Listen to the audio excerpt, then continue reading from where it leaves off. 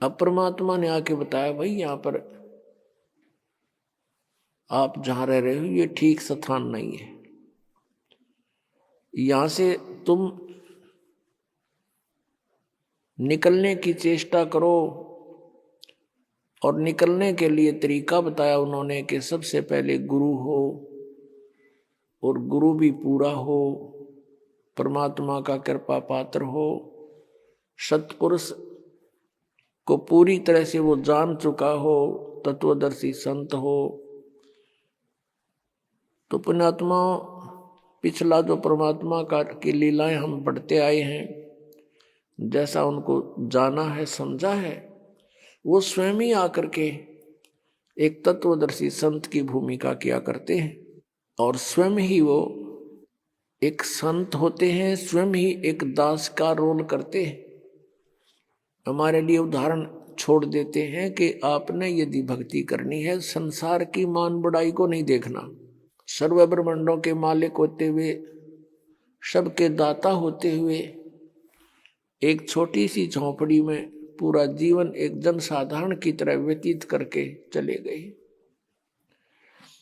वो परमात्मा थे, हमारे लिए ये सब लीला करके गए थे कि तुम अपना 90% समय इन संसार की कुरीतियों के कारण, संसारिक रीतियों के आधार से तुम व्यर्थ करते हो। जैसे मकान बनाने की होड़ स्पर्धा लगी हुई है, या फिर विवाह शादी के अंदर बहुत ज्यादा खर्च करते हो। जिसके पास पैसा है वो तो खर्च कर देता है, लेकिन निर्धन व्यक्ति फिर देखम देखा वो कर्जवान होता है। उस तरह की क्रियाएं उसने भी करनी पड़ती हैं, और फिर वो परेशान रहता है। पैसे वाले व्यक्ति विश्व में 1% भी नहीं होते, और वो सब रीतियां बिगाड़ देते हैं। आप देखते हो ये मीडिया में टेलीविजन और फिल्मों वाले कितनी बकवाद के ढंग से विवाह शादियों का प्रदर्शन करते हैं, जिसको देखम देखा समाज में भी वही बिजली गिरती जा रही है। तो हमने इस परमात्मा को पाने के लिए उनका प्रत्येक आदेश मानना पड़ेगा। उनके द्वारा दिए गई जो गाइडलाइन है, निर्देश है, उनकी पालना करनी पड़ेगी, तभी हम सतलोक जा सकते हैं। अब वो सतलोक कैसा है? शंखों लहर मेर की उपजे, कहर नहीं जा कोई, दास गरीब अचल अविनाशी, सुख का सागर सोई। शंखों लहर मेहर की उपजे, और कहर नहीं जा कोई। अब गरीबदास साहिब जी जो परमात्मा उनको मिले थे, सचखंड सतलोक लेकर गए थे, उन्होंने परमात्मा से परिचित होने के उपरांत परमेश्वर की महिमा को कलम तोड़ ढंग से लिखा है, बोला कि शंखों लहर मेहर की उपजे, और कहर नहीं जा कोई, दास गरीब अचल अविनाशी, सुख का सागर सोई। शंखों लहर मेहर की उपजे, जैसे कभी किसी समय कभी कभी ऐसा होता है, एकांत स्थान पर बैठे हों, आत्मा के अंदर एक ऐसी हिलोर उठती है, सभी अपने से नजर आते हैं, किसी के प्रति द्वेष नहीं रहता। शत्रु ने कितना ही हमें सता रखा होता, कई बार उसके प्रति कोई द्वेष ही नहीं रहता। परमात्मा की ऐसी मेहर होती है। वो मेहर की लहर थी, सबके ऊपर कृपा बरस रही थी, और उसके जाने के बाद फिर वही सती थी। एज इट इज कोशिश करने से भी वो लहर नहीं फिर दोबारा आती। तो परमात्मा कहते हैं वो मेहर की लहर आई थी, उसके बाद सब कहर की लहर होगी। अशांत बनाए रखती है हमारे को। तो वहां सतलोक के अंदर ऐसी शंखों लहर मेहर की उपजे, क्योंकि वह बॉडी दूसरे टाइप की है। ऐसा शरीर नहीं है सतलोक में। शरीर एज इट इज है, सकल सूरत ऐसी है, मूर्त ऐसी है, लेकिन वो मटेरियल ये नहीं है। वो नूर एक तत्व से बना है, उसमें ये रक्त नहीं है, मांस हाड़ चाम नहीं है, एक नूर से बना हुआ है। अब ये आध्यात्मिक मार्ग है, ये समझ माना बहुत कठिन हो जाता है कि नूर से कैसे बनता है। अब जैसे ये शरीर 5 तत्वों से बना है, कैसा रूप है इसका? 5 तत्व कौन से हैं? पृथ्वी, आकाश, अग्नि, जल, वायु, ये 5 इसके। इसमें ये 5 कहीं नजर नहीं आ रहे, कहीं नहीं दिखाई देते। ऐसे ही एक नूर से वह हमारे शरीर बनते हैं। उनमें ना बीपी हाई होता, ना कभी लो होता, ना कैंसर होती, ना किसी प्रकार का कोई संसारिक झंझट, वहां कोई काम नहीं आपको। और यहाँ फुर्सत नहीं, यहाँ के देवताओं को भी 1 सेकंड की, सबकी गृहस्थी, सबके साथ यही खाना पीना, पेट भरना और धंधा करना। सारा जीवन प्राणी इस शरीर के पोषण में ही व्यतीत कर देता है। सुबह उठता है, उठते ही चाय पानी खाना बनाओ खाओ, फिर काम पर जाओ, दोपहर में फिर खाओ, फिर अपना काम करो, फिर शाम में खाओ, और फिर उठते फिर चलो। आजीवन तक यही करते करते इस शरीर से कार्य लेने के लिए इसमें पहले हमने आहार डालना पड़ता है, और इसी व्यवस्था में सारा जीवन व्यर्थ हो जाता है। और वहां सतलोक में जाकर के कोई काम नहीं, राग द्वेष नहीं, भाई बंटवारा नहीं, बिल्कुल सब सदाबहार वृक्ष है। ये राधा स्वामी, धन धन सतगुरु और ये जय गुरुदेव वाले पंथ के गुरुजन, इन्हें कह कहेगा पता नहीं। और कहते हैं सतलोक में प्रकाश ही प्रकाश है, चेतन ही चेतन है, और परमात्मा निराकार है। आत्मा परमात्मा में, मोक्ष प्राप्त आत्मा परमात्मा में ऐसे लीन हो जाती है जैसे बूंद समुद्र में। अरे भले आदमियों, परमात्मा के दर्शन के लिए महापुरुषों ने समाधियां लगाई।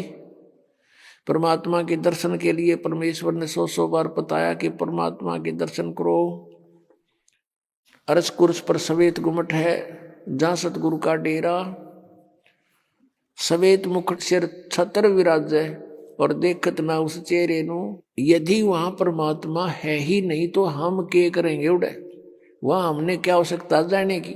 भगवान के लिए तरफ रहे हैं। अब कोई कहे कि उस आश्रम में चलो बरवाला में, और फिर कोई कहे गुरु जी तो है नहीं वहां पर, निराकार ही निराकार है, फिर टिंडे लेना होगा, यहाँ आदमी क्या करेगा? ऐसा मूर्ख बना रखे हमारे को। परमात्मा के लिए तरफ रहे हैं, उसके दर्शन करेंगे, अपना दुखड़ा रोवाएंगे, सीने से लगाएंगे, और नो कहते वहां है ही नहीं।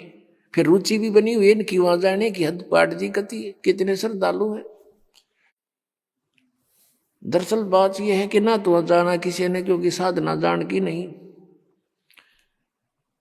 तो इस प्रकार ये अज्ञान है, और परमात्मा ने जो बताया है तो वो वास्तविक ज्ञान, तत्व ज्ञान है कि वहां पर सदाबहार वृक्ष हैं, बहुत सुंदर दूधों के सरोवर भरे हैं। ये जो यहाँ गंगा जल है, आपने देखा होगा गंगा नदी का जल, ये सतलोक से आया हुआ है। अब जैसे यहां आकर गिरता है, किसी ने दिखता नहीं, ये कहां से आ रहा है? इस पहाड़ से नहीं है। ये ऊपर से परमात्मा की व्यवस्था गुप्त रूप से आके यहाँ प्रकट कर दी जाती है। आजकल तो अंडरस्टूड है, विज्ञान ने बहुत कुछ करके दिखा दिया। आजकल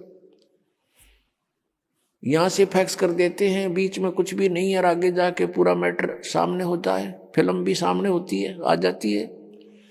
ऐसे ये सतलोक से आई थी। सबसे पहले ये ब्रह्मलोक में गिरी, काल के लोक में, सब जगह इनके एक जटा कुंडली डैम बने हुए हैं, वहां से ओवरफ्लो होकर फिर वहां से चल पड़ती है, उर्वास रूप बन करके फिर दूसरी जगह के बर्फ रूप धारण करती है, वहां से फिर ये मेल्ट होकर के जल बन जाती है, फिर आगे चलती, ऐसे ही यहाँ आकर के गिरी हुई है। तो ये एक रिहर्सल है कि वहां का मटेरियल खराब नहीं होता, पदार्थ कभी भी खराब नहीं होता। गंगा जल को आप कितने ही दिन तक रखो वो खराब नहीं होगा, उसमें गंदा नहीं होगा। और दूसरा आपको प्रमाण दिखाते हैं कि हम इस परमेश्वर की अमर वाणी का पाठ करते हैं, जो यहाँ यज्ञ होता है, और यहाँ पर ये जल रखते हैं, एक सिंपल जल होता है यहाँ आम टूटियों का भरा हुआ,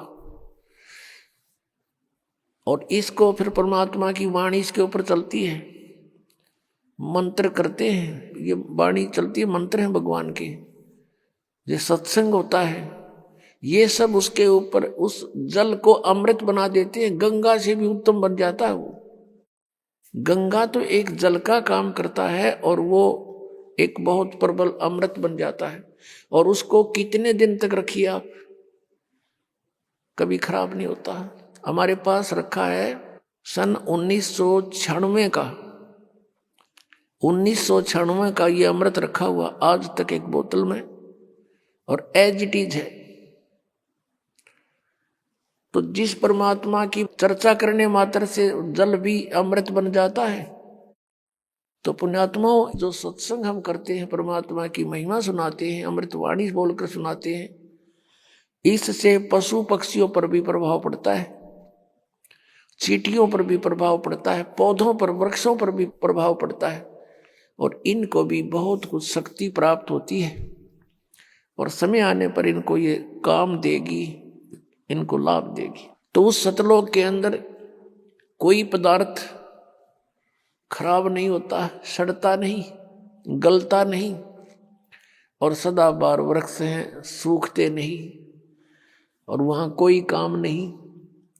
परमात्मा की याद में आत्मा भीगी रहती है, मस्त रहती है, बहुत आनंद रहता है, चर्चा चलती है, ऐसे मंडलियां बैठकर बतलाती हैं, और नीचे के दुखों को देखकर आंखों में आंसू आते हैं कि कैसे रजा हुई परमात्मा, हम कैसे निकला इस गंध तय।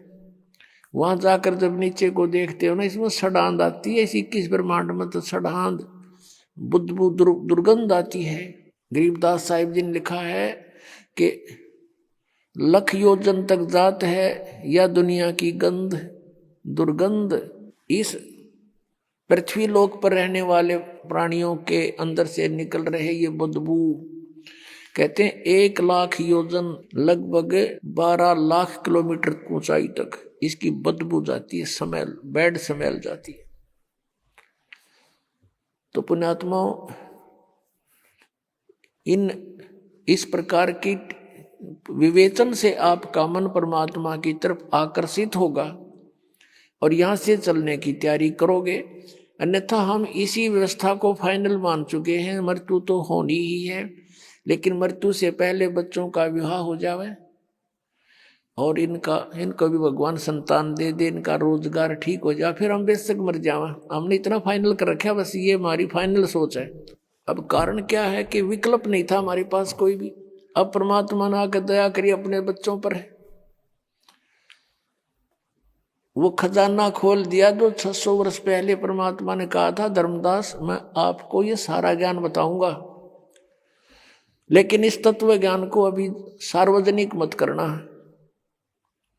धर्मदास मेरी लाख दुहाई, ये सार नाम की तबार ना जाई, सार नाम बार जो पढ़ी, बिचली पीढ़ी हंस नहीं तरही। फिर कहा है कि धर्मदास मोरी लाख दुहाई, ये मूल ज्ञान कई बार ना जाई, मूल ज्ञान बार जो पढ़ी, बिचली पीढ़ी हंस नहीं तरही। मूल ज्ञान को तब तक छुपाई जब तक ये 12 पंथ मिट जाई। अपना आत्माओं, उस परमेश्वर ने आकर स्वयं ही हमारी सुध ली, अपनी जानकारी आप बताई आकर के,